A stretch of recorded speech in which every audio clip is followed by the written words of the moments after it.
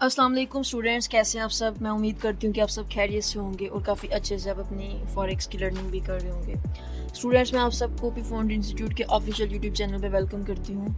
आज हम लोग लेक्चर नंबर 5 करने जा रहे हैं। आज के लेक्चर में हम बड़ी बेसिक और बड़ी इंपॉर्टेंट सी टर्म्स को पढ़ेंगे।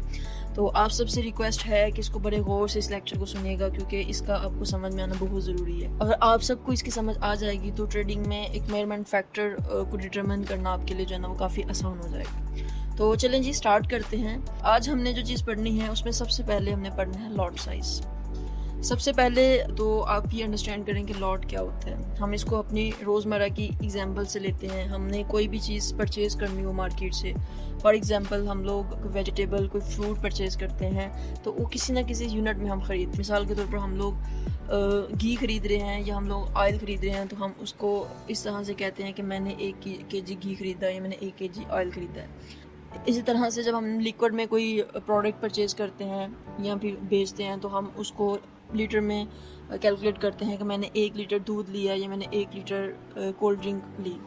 तो ये जो है ना हम अपनी रोज़मर्रा के चीज़ों को इस तरह से जो है ना वो लेते हैं या फिर देते हैं। इसी तरह से फॉरेक्स मार्केट में जब हम लोग करेंसीज़ को ट्रेड कर रहे होते हैं, करेंसीज़ को ख़रीद रहे होते हैं, करेंसीज़ को बेच रहे होते हैं, तो उसको भी किसी ना किसी यूनिट में बेच रहे होते हैं। तो यहाँ पे जो यूनिट यूज़ होता है उसको हम लोग लॉट बोलते हैं। और यहाँ पे हम लोग इस तरह से कहते हैं कि मैंने यूरो यूएसडी को इतनी लॉट में सेल किया, मैंने यूरो यूएसडी को इतनी लॉट में बाई किया। तो फॉरेक्स मार्केट में हम लोग इस तरह से जो है ना वो इस चीज़ को एक्सप्लेन कर रहे होते हैं, इस चीज़ को प्रेजेंट कर रहे होते हैं। लॉट साइज़ का क्या मतलब है? लॉट साइज़ का मतलब ये है कि फॉरेक्स में हम करेंसी कि जो यूनिट्स बेच रहे होते हैं या फिर ख़रीद रहे होते हैं उनके नंबर्स कितने हैं, ठीक है, यानी कितने नंबर ऑफ़ यूनिट्स हम लोग करेंसी में ख़रीद रहे होते हैं या बेच रहे होते हैं, इसको हम लोग लॉट साइज़ कहते हैं। तो लॉट साइज़ हमारे पास डिफरेंट होते हैं। इसमें हमारे पास जो सबसे बड़ी लॉट होती है वो 1 की लॉट होती है, उसको हम लोग स्टैंडर्ड लॉट बोलते हैं। इस लॉट में हमारे पास तकरीबन जिस भी करेंसी को हम लोग सेल कर रहे हैं या बाई कर रहे हैं उसके 1 लाख यूनिट्स होते हैं। इसी तरह से हमारे पास 0.10 की लॉट है,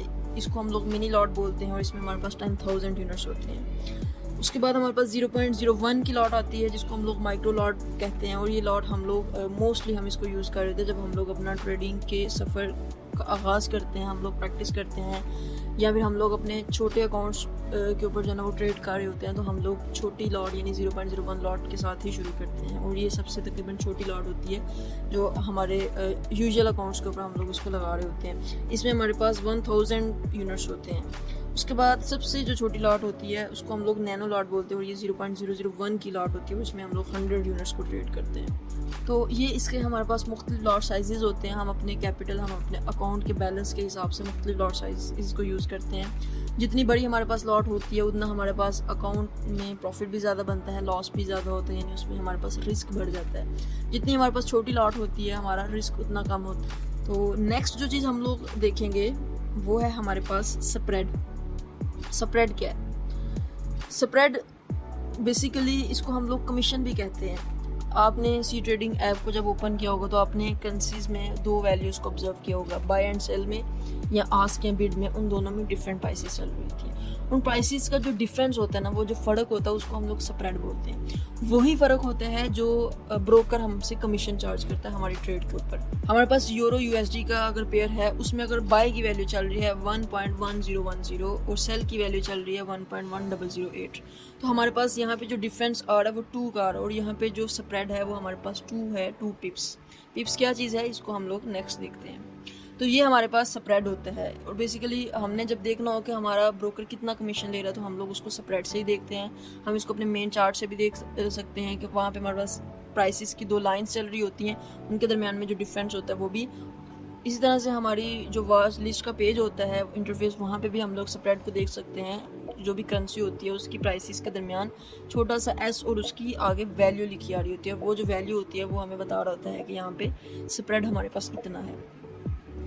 नेक्स्ट हमारे पास आ जाता है लेवरेज।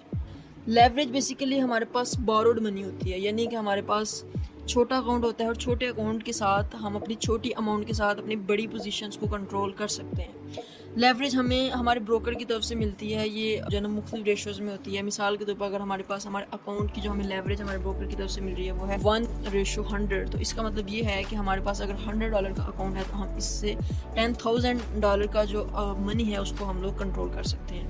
जितनी हमारे पास लेवरेज ज़्यादा होगी हमारे पास अकाउंट उतना ही रिस्की होगा, हमारे पास प्रॉफिट और लॉस का भी उतना ही चांस होगा, उतना ही हमारे पास प्रॉफिट लॉस का पोटेंशियल होगा।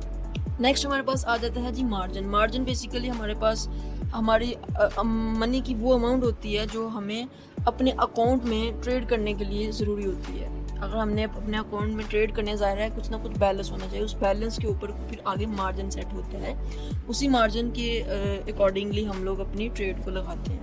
मार्जिन हमारे पास जो है ना वो तकरीबन 3 किस्म का वो इसकी टाइप्स होती हैं, used margin, free margin, margin level. Used margin का मतलब होता है कि जब हमने ट्रेड लगा ली है, ट्रेड हमारी एक चल रही है, उस पर हमें क्या उसके बाद जब हम अपने अकाउंट के डैशबोर्ड को देखेंगे हमारे पास यूज्ड मार्जिन का जो ऑप्शन है वहाँ पे हमें वो दिखा रहा है कि जो हमारी ट्रेड लगी है लेवरेज के हिसाब से, ये हमारा जो ट्रेड है इसने इतना कैपिटल यूज़ कर लिया है, इतना कैपिटल अब इसके लिए यूज़ हो चुका है। अब ट्रेड जो है ना वो रिस्क में जाती है या फिर ट्रेड जो है ना वो रिवार्ड में जाती है, उस हिसाब से इस ट्रेड ने आपका जो अकाउंट का बैलेंस है उसमें से इतना बैलेंस अपने लिए रख लिया है। और नेक्स्ट हमारे पास आता है free margin. Free margin basically हमारे पास एक समझ लें कि नेक्स्ट हमारे पास आता है free margin. Free margin basically हमारे पास आप समझ लें कि वो अवेलेबल बैलेंस होता है जिसके ऊपर हम लोग नई पोजीशंस को ओपन कर सकते हैं। आगे आ जाता है margin level. Margin level basically एक मार्जिन की रेशो होती है जो हमें बता रही होती है कि हमारा अकाउंट अभी किस रेशो में चल रहा है, हमारा अकाउंट अभी सेफ है। नेक्स्ट इसमें हमारे पास लास्ट टॉपिक है, ये सबसे ज़्यादा इम्पॉर्टेंट है, सबसे ज़्यादा जो है ना वो इसकी आपको अंडरस्टैंडिंग होनी चाहिए, क्योंकि इसी की बिना पे जो है ना वो अपनी ट्रेड्स को कैलकुलेट करेंगे। अगर आपको कल को पूछेगा कि आपने कितना अर्निंग की है तो आप बता सकेंगे कि मैंने इतने पिप्स की, क्योंकि जब ट्रेडर्स अपनी अर्निंग बताते हैं तो अपने पिप्स बताते हैं। डॉलर्स में हम लोग कभी भी अर्निंग नहीं करते हैं, ये नहीं कहते कि मैंने इतने डॉलर्स बनाए हैं, मैंने इतने डॉलर्स कमाए, हम ये कहते हैं कि मैंने इतने पिप्स की अर्निंग की है। तो चलें जी देखते हैं कि हमारे पास ये पिप्स क्या चीज़ है। यहाँ पे पिप्स जो एब्रीविएशन है वो है परसेंटेज इन पॉइंट, या हम इसको कह सकते हैं प्राइस इंटरेस्ट पॉइंट। बेसिकली हमारे पास जो है ना वो स्मॉलेस्ट प्राइस की मूवमेंट होती है जिसको हम लोग हमारी करेंसी पेयर्स के अंदर देख रहे होते हैं, और इसी प्राइस की जो मूवमेंट है इसको हम लोग मेजर करते हुए हम अपना प्रॉफिट और लॉस को हम कैलकुलेट कर रहे होते हैं। पिप्स से भी छोटा एक जो यूनिट होता है उसको हम लोग पॉइंट कहते हैं। चूँकि हमारी जो प्राइस है वो पॉइंट्स की सूरत में मूव कर रही होती है, तो उससे भी जो छोटा यूनिट है वो पॉइंट होता है, और पॉइंट के कम्बिनेशन से हमारे पास पिप बनता है। तो हम देखते हैं हमारे पास जो पॉइंट है वो पिप का 10th पार्ट है, यानी कि हमारे पास एक जो पिप है उसमें 10 पॉइंट्स आते हैं। ठीक है, हम इसको एक छोटी सी मिसाल के जरिए जो है ना हम इसको अंडरस्टैंड करने की कोशिश करते हैं। मिसाल के तौर पर हमारे पास यूरो USD का पेयर है और प्राइस मूव की है, हमारे पास पहले प्राइस थी 1.12340 और यहाँ से मार्केट मूव कर गई है 1.12350 तक। अगर हम इसके लास्ट वाले डिजिट्स को देखें 340 और 350, कितनी की मूवमेंट आई है, यहाँ पे हमारे पास 10 पॉइंट्स की मूवमेंट आई है।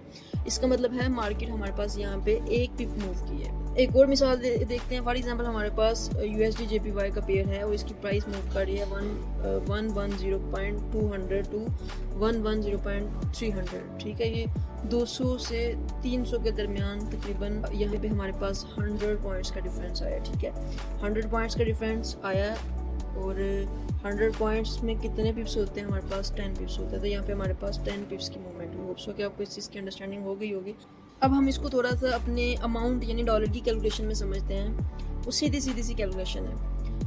जब हमारी मार्केट 100 पॉइंट्स मूव करती है, यानी उसने 10 पिप्स का मूव दिया, तो इसका मतलब है 10 पिप्स के मूव में अगर हमारी ट्रेड जो लगी हुई है वो 0.01 के लॉट साइज़ के ऊपर हमने ट्रेड लगाई हुई है, तो इसका मतलब है कि हमने इसके ऊपर $1 की अर्निंग की है या फिर हमने इसके ऊपर $1 का लॉस किया है। जब हमारे पास मार्केट 200 पॉइंट्स मूव करती है, इसका मतलब मार्केट 20 पिप्स मूव की है, तो अगर हमने 0.01 की लॉट के साथ ट्रेड लगाई तो इसका मतलब हमने यहाँ पे $2 की अर्निंग की। सीधी सी कैलकुलेशन है। अगर 0.01 की लॉट साइज़ को हम लोग यूज़ कर रहे हैं और हमारी मार्केट 10 पिप्स मूव की है तो इसका मतलब हमारी अर्निंग $1 हुई है। अगर 20 पिप्स मूव की है तो इसका मतलब है हमारी अर्निंग $2 हुई है। अगर हमारी 30 पिप्स मार्केट मूव की है तो इसका मतलब हमारी अर्निंग $3 हुई है। तो इस तरह से हम लोग यहाँ पे अपनी पिप्स की कैलकुलेशन को कर रहे होते हैं। तो ये था स्टूडेंट्स हमारा आज का लेक्चर। मुझे उम्मीद है कि आपको इसकी समझ आई होगी। थोड़ा सा ये ड्राई था, थोड़ा सा टेक्निकल था। अगर किसी को इसमें समझ नहीं आई तो वो पूछ सकता है। जिस चीज़ में भी कोई क्यूरी हो, प्रॉब्लम हो, तो वो भी लजीजक अपना क्वेश्चन कर सकता है। मिलते हैं नेक्स्ट वीडियो में एक नेक्स्ट लेक्चर के साथ। तब तक के लिए अपना बहुत सारा ख्याल रखिएगा। Thank you so much. अल्लाह हाफिज़।